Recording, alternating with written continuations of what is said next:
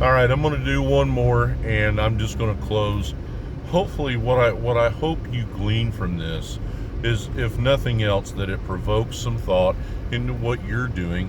We find ourselves, because we've been successful at something. I'm certainly guilty of this, because the method has been so very successful, and I've had people do well national and internationally, in three different strength sports, and I coach wrestlers as well, and we've had great success. So it's one of those things that sometimes success breeds a closed mind. And I was talking with Jeremy earlier today. Um, he was talking about asking in so many words, how the system has evolved, and certainly it has evolved. When he was training with us, the raw movement was really starting to take off, and gear was going by the wayside. And you've also had a lot. What raw has done for powerlifting is make it extremely accessible to anyone. You see more and more women now, like at national events. When I'm at USA Powerlifting Nationals, I dare say there's as many, if not more, women lifting at a high level, versus men at nationals.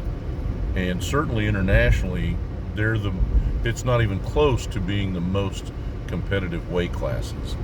And I mean, it's super. On the American side, it is extremely deep, the talent. So what I'm saying with all that is, you've seen a shift, away from gear, because let's be honest, gear probably minimized a lot of the participation, because it requires not just strength but a certain skill level to get anything out of the gear.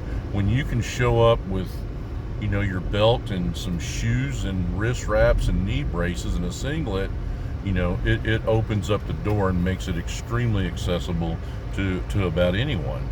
And so that's why you've seen this rapid growth as well.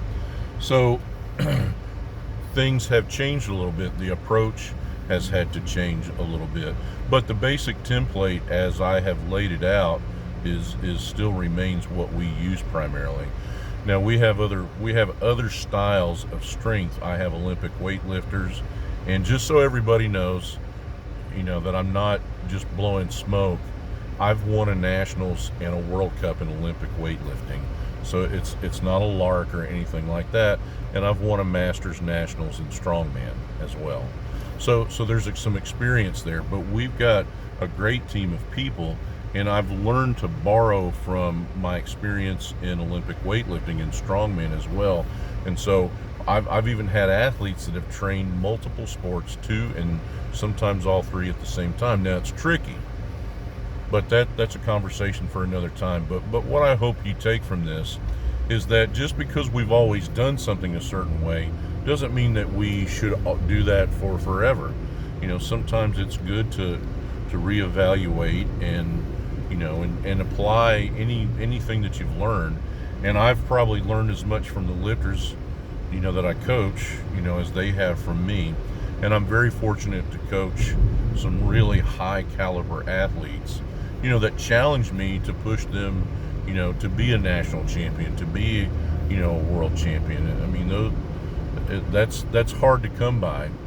And so I've learned to make some adjustments with some of the things that I do. But again, by and large, the template that is posted on Drew Darden's page is what we currently do.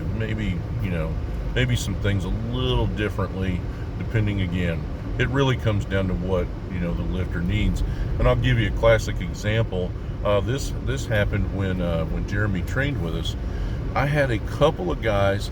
The decline is made to really eliminate a lot of issues with pressing, and I would say 95% of the lifters I use, if not more, have no issue.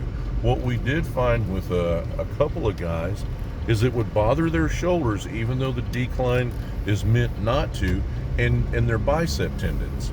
I never had that issue, and the secondary pressing movement, if they didn't bench again, which is completely counterintuitive, but what we had to find something that worked for them, is a close grip incline press.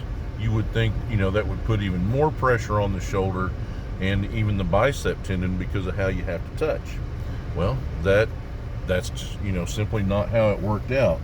So, you have to be open-minded enough where you can do and benefit the lifter, in the best way possible. So, those are just some variances. Sometimes, what we programmed we'd have to find, another method, another movement that would do what the lifter needed.